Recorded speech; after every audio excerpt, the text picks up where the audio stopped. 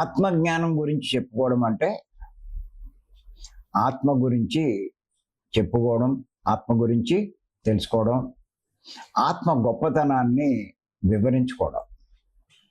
అంచేత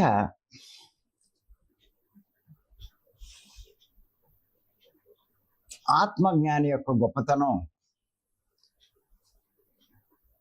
అనేక మంది యోగుల ద్వారా తెలుసుకుంటున్నాం.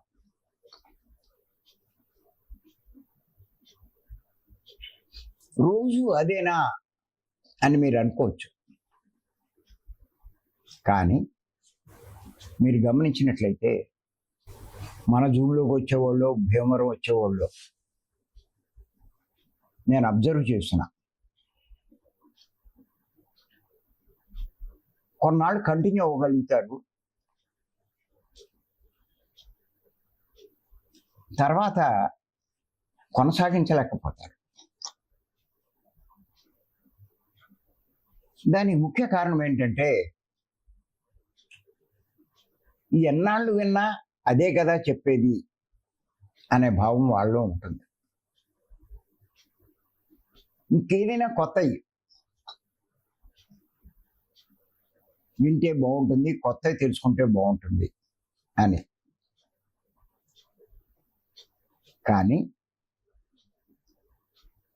ఆత్మ కంటా గొప్పది లేదు, ఆత్మ జ్ఞానం కంటా గొప్పది లేదు అన్న విషయం మనం తెలుసుకోగలిగితే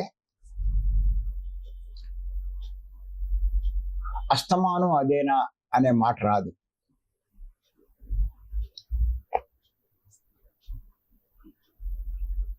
అసలు ఆత్మజ్ఞానం గురించి తెలుసుకోవాలన్నా వినాలన్నా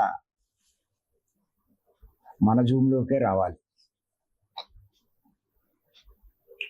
ఎన్నో కోణాల్లోంచి ఎన్నో రకాలుగా ఎన్నో విషయాలు బోధిస్తున్నాం మనం. ఇంతకన్నా ఇంకో గొప్ప మార్గం లేదు అని తెలుసుకున్న వాళ్ళు కూడా కంటిన్యూ ఇదే చెప్తూ ఉంటే బోర్ కొడుతుంది.